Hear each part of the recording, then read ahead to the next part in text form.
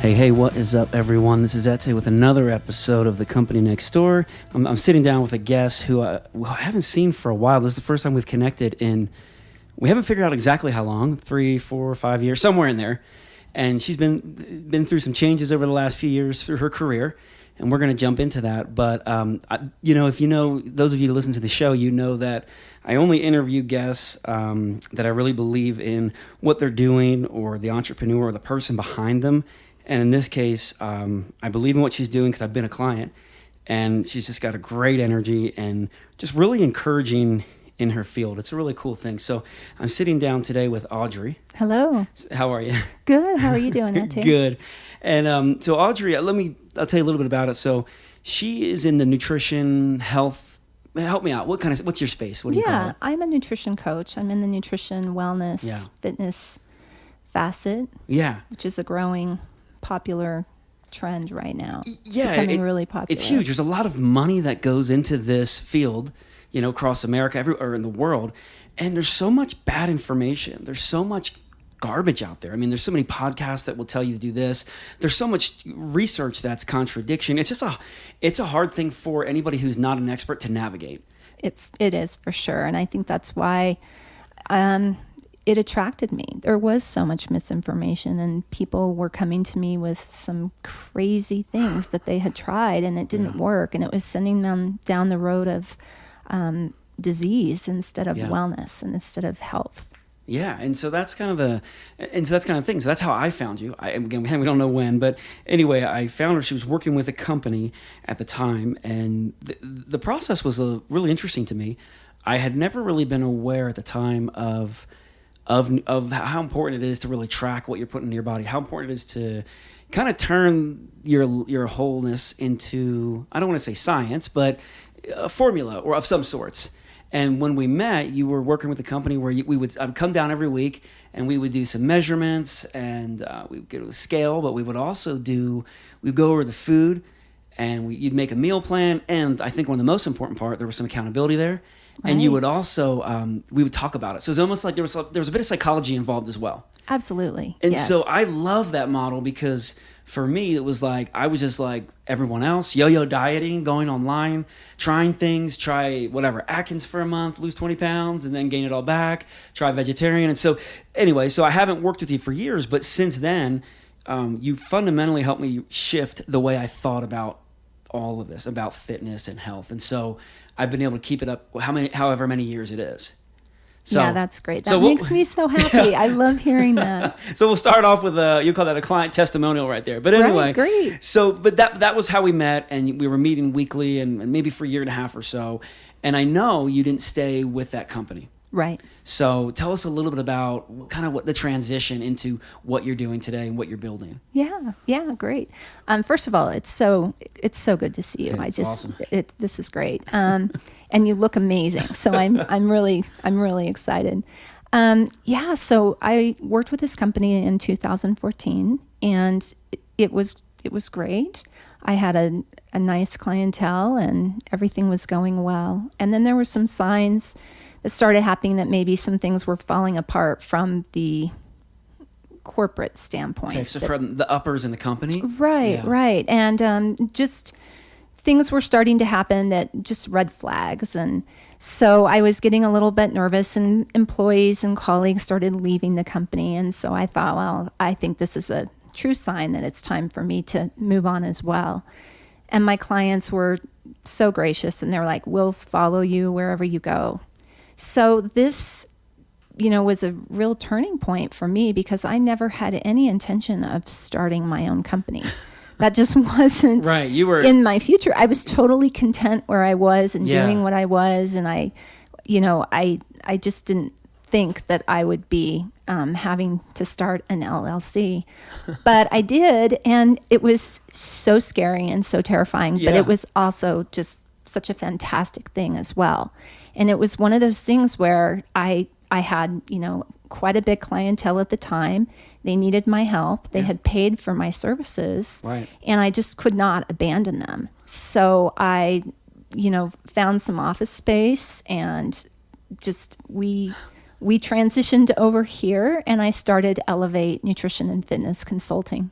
And so at that time, and I know the part that you loved about all this, like you said, you weren't setting out to be to start a company, to be an entrepreneur. That was the last thing from your mind, Right. But you had these clients, and being one of your former clients, I know you were really focused on relationships. Right. You really cared about each client and had a relationship. So I can see that many of them came with you. Yes. So how many roughly do you remember? Oh gosh, came I with think you? I might have had 30 to 40. Okay, so that's nice because you weren't just starting out. Hey, I'm going to start this new company from zero. Right. You had right. clientele, but did you know how to start an LLC? Did you? No. Well, I didn't know anything. I didn't know anything. Well, Just Google it? Yeah, I have an amazing husband. Yeah. And he's so supportive, and he was just on, he's like, let's figure this out. So he was really helpful. And I had to start an LLC, file an LLC, find office space. We never wanted to go, I didn't want to go into any kind of debt when I started this company. That was not part of the picture. I didn't want to accumulate any debt. I didn't want to owe anybody any money. That's awesome. So when I moved into this space, I had, leftover pieces, mismatched furniture. It did not look the way it looks today. Yeah. Because I wasn't willing to accrue any debt. So why is that? So many people have no problem taking out a huge loan. You got to spend money to take money. Right. Where did that come from? That principle in your life? I just felt like if I couldn't do it on a really conservative budget, if I couldn't stay within what I could afford, sure, that I shouldn't be doing it. Awesome. So I wasn't willing to sign a big lease and have all these expenses and have employees and marketing costs. I don't advertise. I've never advertised. Wow. It's all word of mouth and Google reviews. That's the way I get my clientele. So it's referral based. And yeah, I just wasn't interested in having any debt affiliated with this company. I felt like it could be done without that. Yeah. And I was able to manage that. Was your husband, is he an entrepreneur at all, or does he work a job, or what's his background? Tell us a little bit about his background. He's a corporate guy. Okay. He's in sales. Okay. He's in the biotech industry. Okay. He's been in the business world for a long time, and he's been in sales, and he's just a super smart guy. And then my dad is a businessman as well. So I kind of grew up in the business world, and I worked in the corporate environment out of college. Okay. So I had a corporate job for about 13 years. But yeah, I just knew that I didn't want to acquire any debt, and I wanted to serve my clients without having that financial stress. So besides, not wanting debt, besides wanting to take care of your clients, those are the two key things. Were there any other principles upon your founding this company that you were like, all right, I didn't want to be in the business, but I'm forced into it. I'm going to do it. Here are the things that really matter to me. Yeah. My reputation. Okay. I really pride myself on taking care of my clients like they were friends and family. Yeah. I have been so blessed because every client that's come through that door, I have had a connection with. Yeah. I develop a relationship with them. We have rapport. My intention is always for them to have the absolute best outcome and improve their health. It's not so much as an aesthetic thing.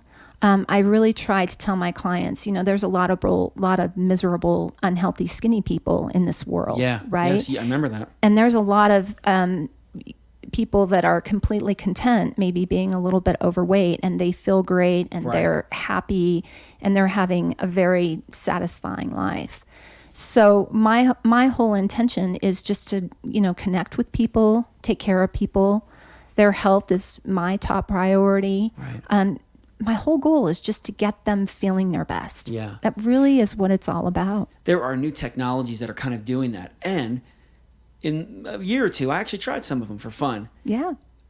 It wasn't the same thing. Yeah. I don't know why. There's a big one that everybody knows. It's 4 letters. I won't say it, but it just didn't work for me. I was getting these like robotic texts, and I just ignored them. Do you worry about that in your industry? Do you feel like that could replace you, or what are your thoughts on that? Yeah, no, I don't worry about that at all. There are some people out there that really embrace that kind of technology, and they like that robotic, automated connection. Sure. That's just what they want, and that's fine. I think that there's so many people out there, and they'll figure out what works best for them. Yeah. But I don't worry about that at all, because I feel like the human connection and actually having somebody to call, to talk to see, to have a face-to-face connection. Can't replace it. Can't replace that. And that's not something that I worry about. I'm a company of one, so there's only so many people I can help. Right. I don't ever see myself being this big corporation. Okay. I like that I'm in control and that I can completely help my clients, and I don't have to worry about anyone other than myself. I think in this day that's getting lost. I think now and ever, being a company of one or a small company, there's a lot of power, and you have a lot of freedom to serve your clients in ways that large companies or robotics can't do it. Absolutely. So yeah. when you're working with a client, and I like what you said earlier, it's not so much just the aesthetics. I mean, Absolutely. I'm sure you have some client, and it's weight loss, and it's fine. It's not just weight loss. We're talking about wholeness, nutrition. Right. Yeah. But weight loss is a huge conversation. We've kind of pointed that out. So when you get clients in and they're not making progress, how is that for you? Because I know how much you connect with the client. Like, what is that? It used to be hard. I think, oh my gosh, what's happening here? But now, over the years, I've been doing this since 2014, and over the years, I've come to realize that not all the wins and victories are scale related. Okay. Right? Yeah. So somebody may come in thinking that they really want to lose weight, but what it turns out is they want to feel better. Yeah. They want to be able to hike and bike and ski without having any knee pain or joint pain or back pain. They want to not feel fatigued in the afternoon. They want to sleep better. Yeah. They want to have, they want to take care of their families. They want to be able to cook healthy meals for their families and feed healthy snacks to their kids and their grandkids. Athletes want to perform better. Yeah. So I work with, these awesome athletes, and it's so rewarding to see them when they can hit PRs or they can, excel in their sport. Those are the things that I feel really, really matter. So I don't worry so much about the progress that's, on the scale. Yeah. There's so many other ways to measure progress. I think that's an important message in this space, big time. Yeah. So when you left the company, you were kind of seeing the signs on the wall, and you're going, right. yeah, it's time. So then you start your LLC, you start Elevate, right? And you've got clients that come over with you. You've never done business or wanted to, so here you are, now a business owner, figuring this out. As far as your program or your process, I know you mentioned before we started the interview that you made some changes. Right. You said you were not as strict, or I don't remember how you phrased it, but can you tell us a little bit about what does a visit or what's the process now look like now that you're Elevate? Right. So I feel like how I was trained was very, traditional meal plans, restricted in calories, restricted in food choices. There wasn't a lot of empowerment on the client's side, and that bothered me. I didn't feel like it was as flexible as it needed to be. Okay. I didn't feel like it was as sustainable as it could be. I just felt like there was room for improvement. Okay. So when I went off on my own, I decided that I was going to, explore that a little bit more and see if there were clients that would appreciate having a little bit more flexibility and a little bit more choice. So from a coaching perspective, it's really about, okay, what are your goals? What do you want to accomplish, and how do you want to do that? Not so much, here's my program. Absolutely. You fit into this, but how can I help you? How do I fit into your life? Oh, okay. Yeah, so it's much more, we develop a great relationship. It's very collaborative. Okay. We work together. So it's not me telling you, okay, Ate, I need you to eat spaghetti squash every night, and it needs to be a cup. Yeah. And that's going to be a great complex carbohydrate for you to eat. So instead, it's like, okay, Ate, tell me some of the foods you really enjoy. Gotcha. And why do you like those foods? And, let's talk about that a little bit. And is that serving you well? Is that promoting health, or is that taking away from your health? And just having those conversations and really trying to understand the environment that the client is surrounded with. We all know that that's a really important aspect of our health is is how our lifestyle is and what's around us and those people that are supporting us.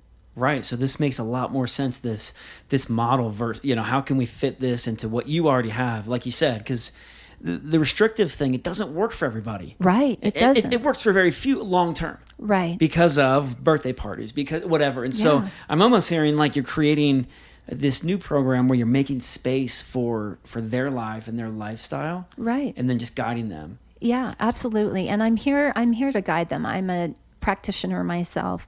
I don't claim to eat perfectly ever, but I do try to make healthy choices and cook and feed those around me, healthy foods. But I'm certainly going to go to a birthday party once in a while. I'm going to have a piece of pizza once in a while. I don't believe in restriction and deprivation and starvation and any unhealthy, extreme measures. That's never going to serve the client well long term or even short term. If there's anybody out there that, they come to me and they say, gosh, I saw this great program and it's lose 10 pounds in 2 weeks or lose 10 pounds in a week. Nope. And I just say, run. That's never going to promote their health. That's never going to be a healthy choice long term. So you have your initial consultation visit. Right. You sit down, you talk about, their environment, what the foods they like, all this, and you kind of help put together a custom program. Right. And then are you still doing is it still a weekly kind of check-in with, encouragement, and you still kind of doing that psychology aspect of it? Yeah. It's kind of a little bit of everything. We talk about exercise and we talk about sleep and we talk about hydration strategies and movement and stress and nutrition. Yeah, all those things are factors of our health. And so they're important things. So it's not just about nutrition and it's not only about exercise. It's kind of all of these different components that make up our health. So yeah, I love to meet with clients weekly. Some clients that doesn't work for them. So it might be bi-monthly or every other week, whatever works best for them. I have online clients that I work with as well. Video chat? Or? Yeah, no, just an online program, and it's cool. all done through messaging and email, and that awesome. works well. I have phone clients, but the face-to-face is really enjoyable. I really enjoy meeting people and getting to know them and meeting with them on a regular basis. Yeah, and one of the things I always liked about the way you did your work was you're just really encouraging. Right. She's got a great energy if you guys haven't met her, and just it's just like a light bulb. But you're always so encouraging. I remember times coming in and having big wins, and sometimes coming in and I didn't have a big win. Yeah. But you were really good, and I think it's a gift at saying, okay, kind of picking you up, and I would walk out the door after that and say, okay, I can do this again. Because sometimes in this journey we lose faith in ourselves and our ability to overcome all the crazy temptations out there. Yeah, self-doubt can be a big problem for people. It's a huge problem, and I always found that was one of your gift was that you were somehow able to help build people up, but in an encouraging way where they weren't discouraged. Right, and I think in an authentic way too. Right, it has to be genuine, and it has to be. You have to be able to find the bright spots that are like, what's going right with this. So yeah, maybe you had champagne and birthday cake last night. Big deal. What's going right? What happened before that? Focus on the positives. Did you exercise? Yeah. Yes, absolutely. Because a lot of times people can do, 100 things, 99 of them right, and they focus on the one thing that went wrong. Yeah. And that's human nature. Right. But that's so common. And so I try to focus on, okay, that wasn't your ideal moment or what you wanted. But that's all right. What happened the other 99 times? Let's focus on the good things. Let's focus on what's working and what's going right for you. Did you always have that mindset? Was there a point in your life where you were able to start looking at more the positive versus the negative things? Because that's not natural for a lot of people. Yeah. It's not for me. I've had to train my brain and everything for years to get better. Yeah. Well, I've read books on mindset, and, I've had a lot of things in my life that I've had to overcome that were really challenging. And I think that, when you go through some really tough things, you learn that having a positive mindset and being able to reframe that will make it that much easier. Yeah. Yeah. So let me ask you this. How did you get your start in, because I know you're working with this other company, in this whole world of health, wellness, nutrition, because you didn't always want to do that, did you, as a kid? No. Oh my gosh, I never thought, if you had asked me, even in high school or college, if you thought I would be, a nutrition coach, there's no way I would have. What would you have, if I asked you in high school, what you want to be? What was it? Oh, I always wanted to be either a teacher or in business. Well, you're doing both. Yeah. You're in business and you're teaching people. Okay. Yes. So it all worked out, I suppose. But did you go to college? Yes. But not for health, nutrition, anything? No, I was an economics major at the University of Utah. Okay. And were you originally from Utah or Idaho? No, or? I'm from Idaho. That's right, I'm from the Haley area. Don't know where that is. It's near Sun Valley, little ski resort town, much like Park where City? we live. Yes. Yes. Awesome. And your family, your father was an entrepreneur? He wasn't an entrepreneur. He worked for a big corporation. Okay. And he was the CFO. Oh, okay. And so I grew up with him. He's such a hard worker. He's probably the hardest worker I know. He's still working today. Really? Yeah, he was an accountant and he loved numbers and finance, and that's kind of what I grew up with, was a really hardworking dad. And your mother? My mom was a homemaker. Okay. Yeah. And she was great. So typical, family of four. I have one sister who's younger than me, and she's a teacher. Okay. So yeah, that's super fun for us. So yeah, I grew up in a small ski resort. I met my husband at 14 in 8th grade. But you didn't get married at 14. No, okay. No. Thanks for clarifying that. Yeah, we met at 14. It was 8th grade in junior high. We dated for a couple weeks, and then we became really good friends, and then we started dating again our senior year. And we dated for, almost 10 years before we got married. Wow. And then 10 years. And you were because you went to the University of Utah. So during that period, did he go there as well? Yeah, he went there as well. So you kind of were just, that whole time you were pretty close. Yeah. That's and cool. then we're getting ready to celebrate our 25th wedding anniversary in a couple weeks. That's crazy. Yeah. So we've been together 37 years. That's awesome. Wow. I'm 37 years old. Yeah. Isn't that crazy? That's awesome. Yeah. And we're still, he's such a great guy, and we have a great awesome. relationship, and we're best friends. And you have 2 kids? 3 kids. 3 kids. Sorry, I missed one. My oldest is 23. So she is graduated from college and working. And then my middle daughter is 20, and she's a junior at the University of Utah. She's a business major. Okay. And then my son is 15 and a half. So just one at home? Yeah.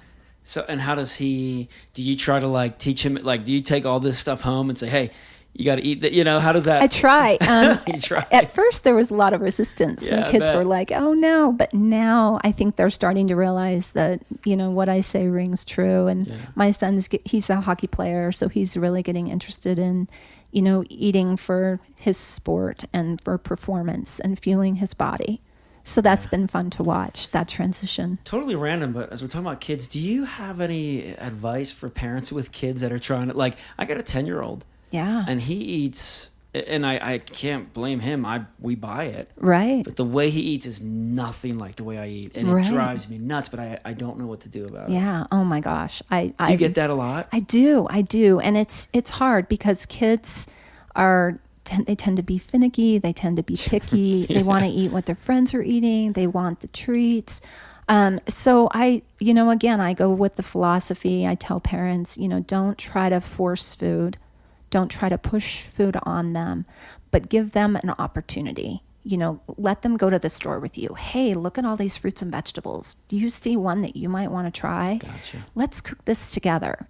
How would you like it? And really empower them so that they're making some choices. They do say research shows that it could take up to 15 times for a kid to decide they like a particular food. Wow. So don't give up. Yeah, I'm on one. Yeah. Anyway. Yeah, don't give up. And then, sometimes they need it to be fruits and vegetables to be cut in fun shapes. They need yogurt to dip it in. They need to make it more interesting. Gotcha. And then another thing with kids is they get overwhelmed. If someone gives them a big pile of food, they don't have an appetite that's going to support that big pile of food. So more emotionally, they get overwhelmed? Yeah, they get overwhelmed emotionally, visually. So it's better to give them little amounts of food and then feed them more if they're hungry. And then another thing is a lot of parents, oh, my kid won't eat. I don't know what to do. They're not eating. Kids have a natural appetite, and they can naturally regulate it. They don't need our interference. So they know when they're hungry, they'll eat? Is that what you're saying? I have parents that will be like, oh my gosh, they're not hungry, they're not eating, and they're so worried. But they'll eat when they're hungry.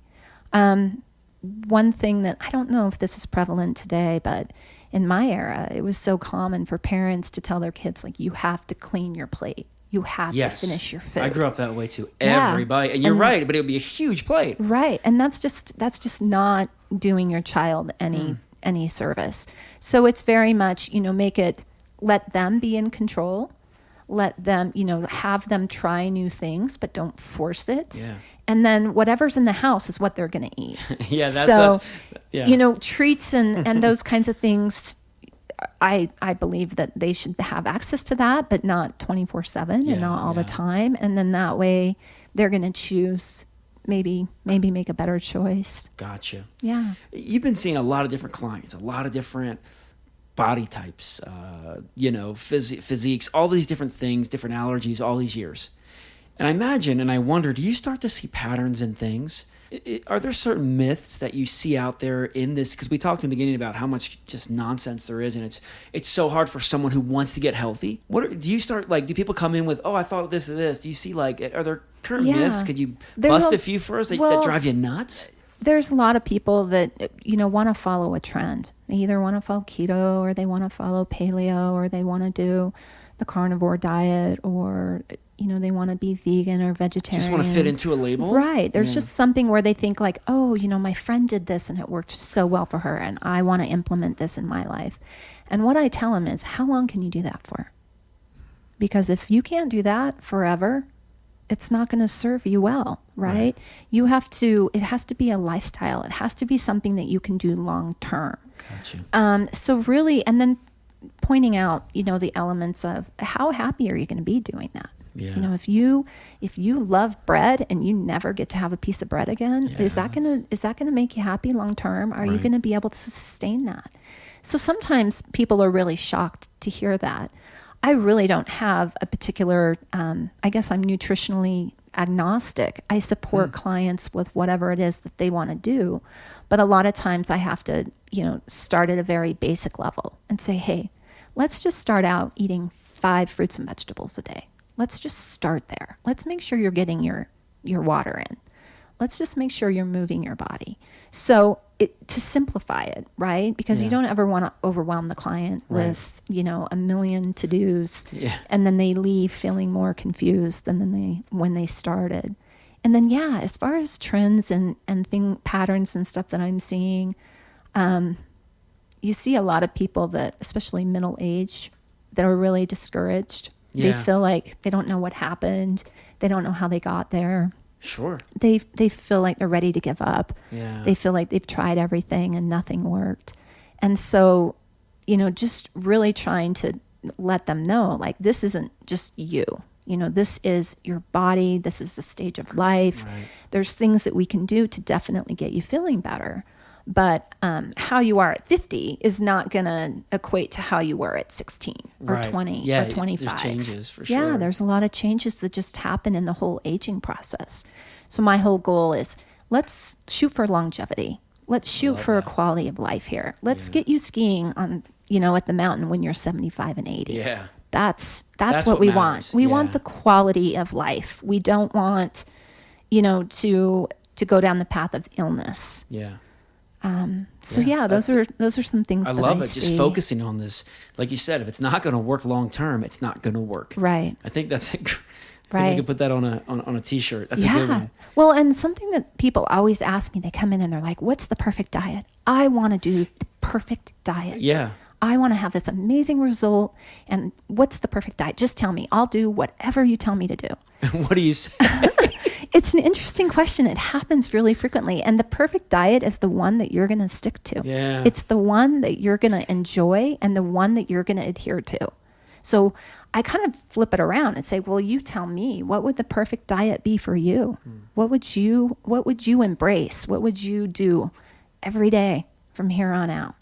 Yeah, what sounds fun? What sounds like something that would get because you excited? There has to be a variety, and there has to be an element of enjoyment, right? We can't just, food is fuel and it's enjoyment and it's pleasure. It's not necessarily following whatever your best friend did or being It's interesting restricted. when you're talking about that. I never realized it's like on one side, totally random, but we don't want to have labels, right? We're in this world. We don't want to be labeled as anything. Right. But then in the food world, you're right. We want to, what am I? Am I keto? Am I a vegan? And we want to find our little tribe or our little box and stay in it. Yeah. Where you're right, this just doesn't make sense. It's not necessarily the best for you. Right. Like I said earlier, there is a psychological side to what you're doing. Like I feel like, when someone's down and eating, you're just like, you kind of help them with their mind. Right. So I imagine you take on some of that. Yeah. Does that exhaust you? It's something I'm learning to manage a little bit better. It can be tiring, but I love it so much. And they say that when you love what you do, you have no sense of time. Yeah. And that has absolutely happened with me. I can just lose track of time when I'm with my clients, even talking with you. Yeah. I just am not aware of the time that's passing by. But it can be really exhausting. I work with brides. I work with people that are trying to conceive. Yeah. I work with people that are, new parents, new moms. I have a client I'm working with that wants to be a firefighter.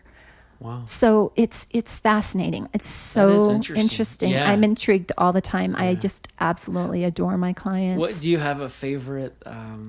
And you not client. I'm not going to ask you that. Do you have a favorite scenario? Like, is there one that you've come across and feel like, oh, this is fun? It's also great. I really love working with middle-aged women like myself because we can just laugh and commiserate on all the things that we're going through. So that's enjoyable. I love, anytime I help a client conceive, that's just so special to me. Yeah. I call them my little elevate babies because there's been some miracles there. So I love that. Brides are really fun to work with, and athletes. I work with a lot of athletes, and I really enjoy that as well.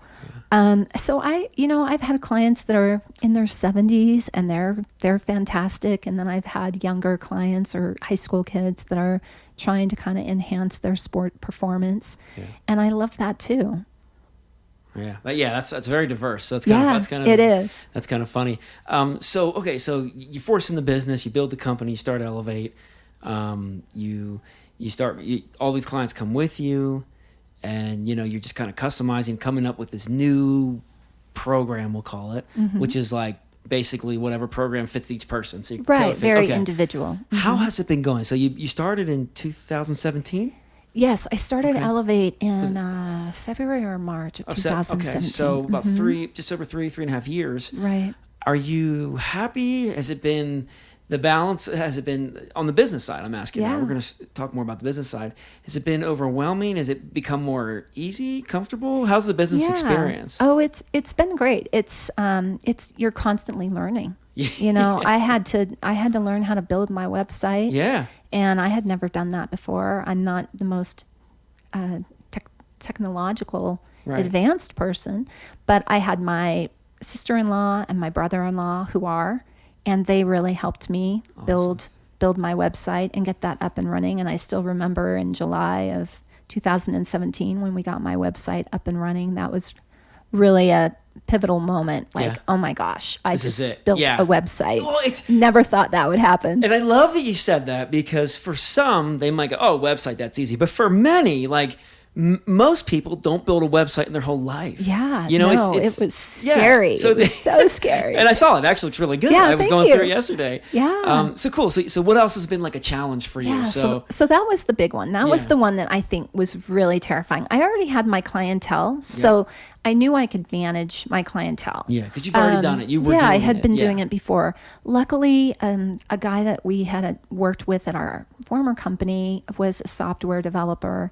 And he created some software, and that saved me because I didn't want to go down the software developing path. So software to manage your clients, so CRM, customer relationship management software. Okay. Yeah. So he did that, and that was awesome. Fantastic. So that was kind of an exciting part is Yeah. I was in kind of on helping him create that. Yeah, make sure it fits what you need, your needs. Yeah, so that was That's a exciting. big deal, yeah. Building the website, I think that was the scariest thing for sure. And then just building up, how I was going to conduct business. Yeah. I had said earlier my reputation was important because I want people to refer others I take great care of my clients. I want to have that reputation. I want people to know that they're going to be cared for and nurtured, and I'm going to be checking in on them and supporting them along the way. And I think that that's the missing link for a lot of coaching practices. There's a lot of online coaches that they don't do that. They have so many clients, they can't possibly take care of them in that aspect. Right. Yeah. Yeah, no, and I think that's I honestly think, like I said, I think that's one of your gifts and one of the values of your company. Just that personal, but also just the way you were able to encourage, hey, get back up. Yeah. I think you'd be pretty good as like, I don't know, like leading in a war or something. Come on, guys, like inspiring people. That's the word I'm looking for. Thank you. That's such a compliment. I think you'd be good at Thank that. you. So website, all that, those are all hard things. So it's, you're just kind of are you just finding like every time you hit a new or a new space that you don't know what to do, you just kind of have to figure it out. Yeah, you do. You really have to figure it out. And I don't have anybody. I don't have a colleague that I can rely on. So that's kind of challenging at times. But it's been great. It's been such a rewarding experience. And I think one thing that makes it work so well is, I've had all these life experiences. So I really do have the ability to connect with people. I'm a parent. I have 3 children. Right. So I can connect with the kids. I substitute teach at Park City High once in a while. Oh, cool. So I have that connection with some of the students there. So I think those life experiences that you've gone through make me relatable. Yeah. So I think people find that when they come in here, there's something that we have in common or that they can relate to. And I think that's really helpful as well. Okay, so I want to go back because I kind of glanced over, how we got from University of Utah married and, to where you and I met. Right. And you've shared, with me previously to this, you've had some really interesting, one experience in particular when you were back in the corporate world. You work at a Fortune 500 company. Right. Could you share a little bit with us of that experience and how that led you to healthcare and to nutrition? Yeah. It's an interesting story. So when I graduated from college, I got a job, and our company was acquired by a Fortune 500 big corporation, and I went to work there, and I was in marketing. Okay. And it was a great company. We had a great time, lots of young people, and my really good friend worked with me. And we were there from 1990 to, I was there till 2003. But in 1999, a gun woman entered our building and started shooting and came up to our floor. And unfortunately, my friend was one of the victims of that shooting. So that was really an eye-opening experience. It was horrifying, but you learn so much in those situations. Was the gun woman targeting anybody in specific? Why did she come to your floor and your friend? Yeah, those are some questions that we may never know. But she, unfortunately, was mentally ill. Okay. And she was specifically looking for a blonde woman. Which you could have fit that description. Yes, very much so. And it was one of those days where it made me realize it wasn't my day to die. It was not my day. And unfortunately, it was my friend's time. And so that had to have an impact on your career decisions. Yeah, it was a big eye-opener because you realize, you've worked so hard in this corporate position, and then you kind of wonder, gosh, is this worth it? Yeah, is this what worth I'm it? doing matters. Right. I had my little girl at the time was a year, and I just thought, I don't know about this, but I really loved my job, and it was one of those things we kind of came together in solidarity as a company, and so a lot of people, stuck around, and we continued to work really hard, and then it was never the same. Yeah. But I was offered a position in Seattle to relocate, and it just didn't appeal to me. It wasn't anything that I was excited about doing. I did not want to leave this area. I absolutely love it here. So at that point, I just decided to take my severance package and be a stay-at-home mom and enjoy my children and enjoy my family. So I did that for a while, and then ended up, we had our son, and we built a house, and I was totally content. I was a mom, I was a stay-at-home mom, and, life was good. Yeah. And then as far as how I stumbled into this nutrition business, a friend called me and said, hey, there's a seminar in our neighborhood tonight, and I don't want to go by myself. Will you please come with me?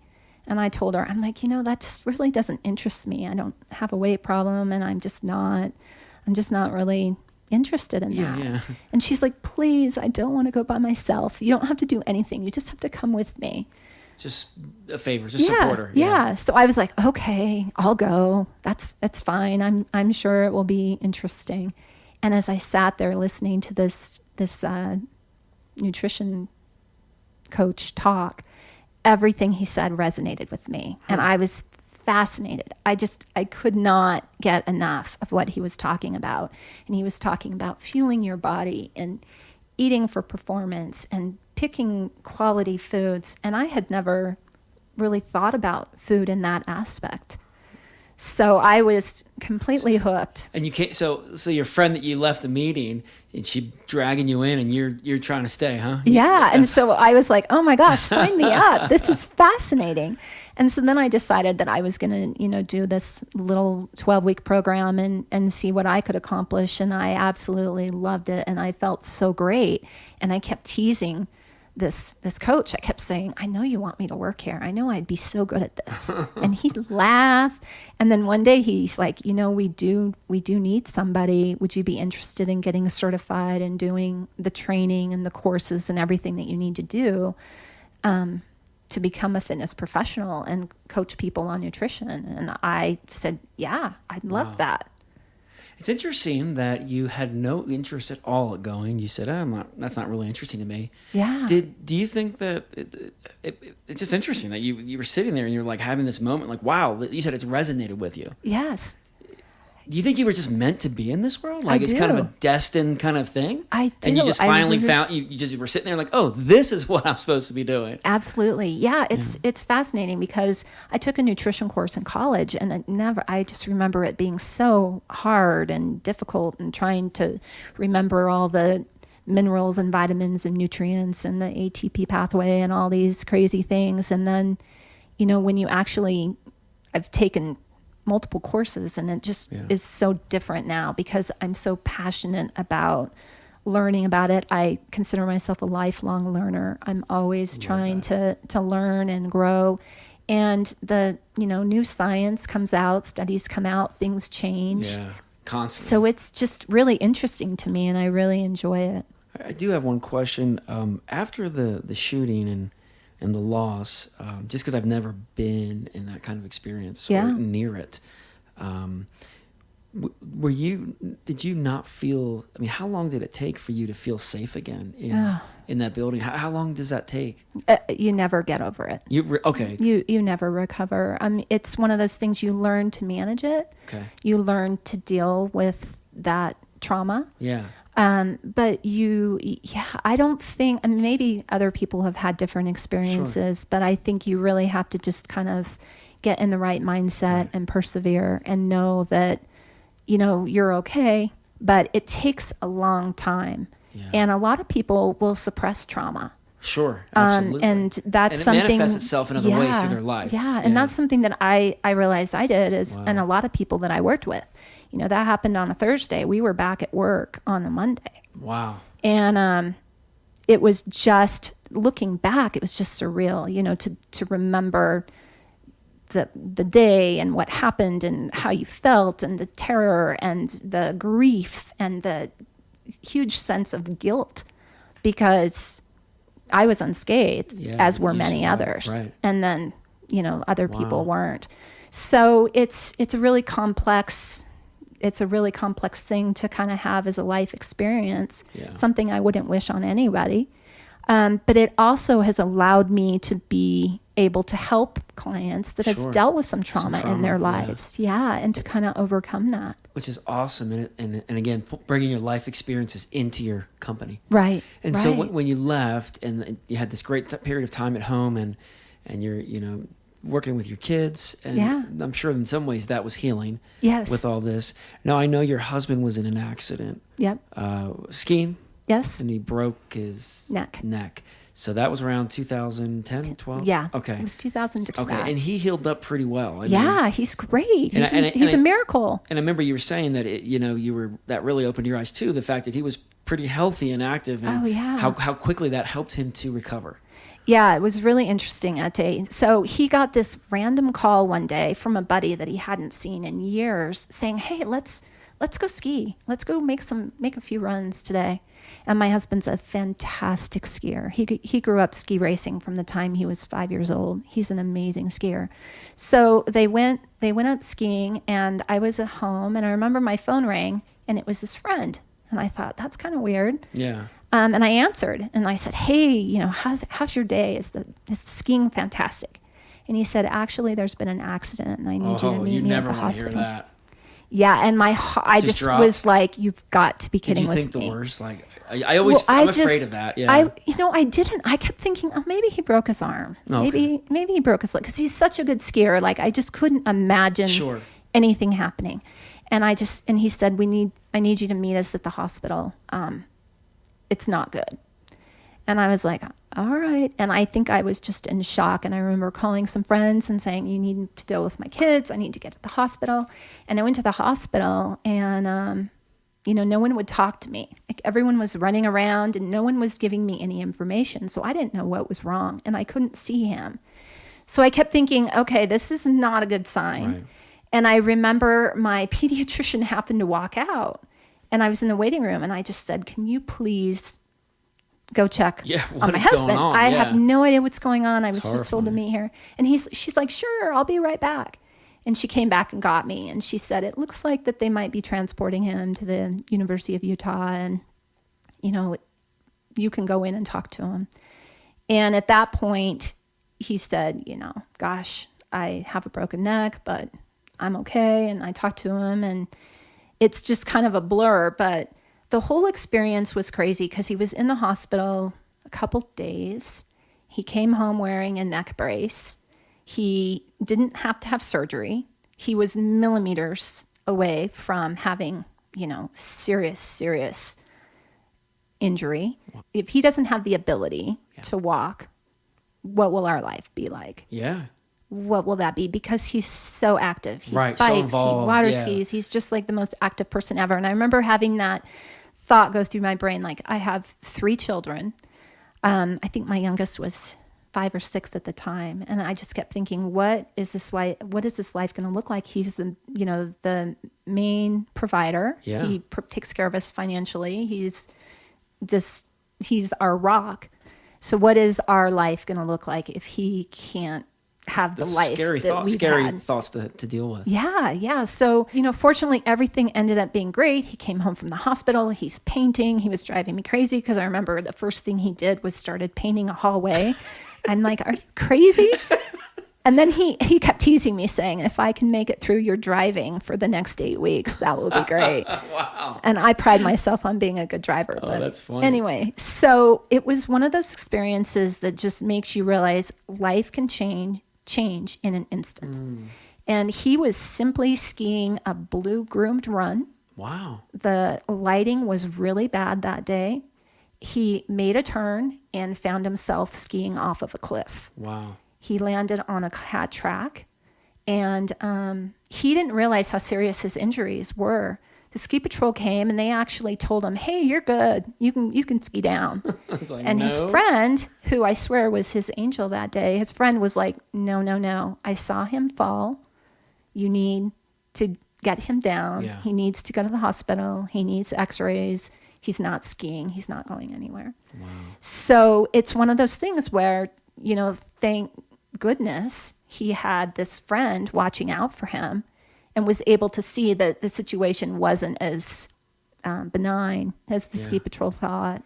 Wow, that's Crazy story, that's right? a lot going on. So yeah, there's all a lot going on. Wow, but incredible story and incredible the recovery. I mean, yeah, and he made a full recovery really quick. He has no long-term effects. He gets sore once in a while, but he's still skiing and doing all the mountain biking, doing all the things he loves today. And it was one of those pivotal moments where you realize, the in sickness and health that you take that vow when you get married really rings true in situations like that. Yeah, and I'm sure experiences like that really play a part in some of your passion today. Why you care so much about health. Absolutely. Because you've seen it. You've seen what happens when you're in good shape and healthy, heart healthy, to recover from that things. Yeah, absolutely. And he recovered so well. Awesome. And he was fit and he was healthy. And I really think that's why his recovery went so well and he was able to overcome that. So that was back 2010. Gotcha. And then we reconnect the dots, which was you went with your friend there and then you bugged this guy. He says, I'll give you a job. And then you got certified. Yeah. Mm-hmm. Okay. And then you got a job. Yeah. I mean, they basically just said, come work for us. Do you have anybody that might want to try to improve their health? And I started getting a couple clients here and there, and then word of mouth, and those people told their friends and family, and it just became a referral type thing. Gotcha. Yeah, and it just took off, and I've loved it from the very beginning.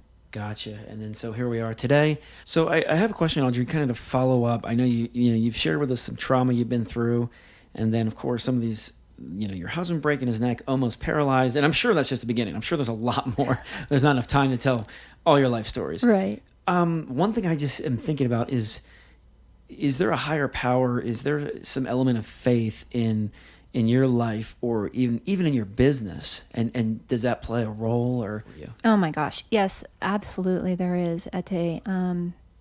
When you go through those things, you realize that faith is kind of what gets you through those traumatic times in your life, good or bad. I've had an amazing life. I live a very blessed, awesome life. Yeah. I'm so fortunate.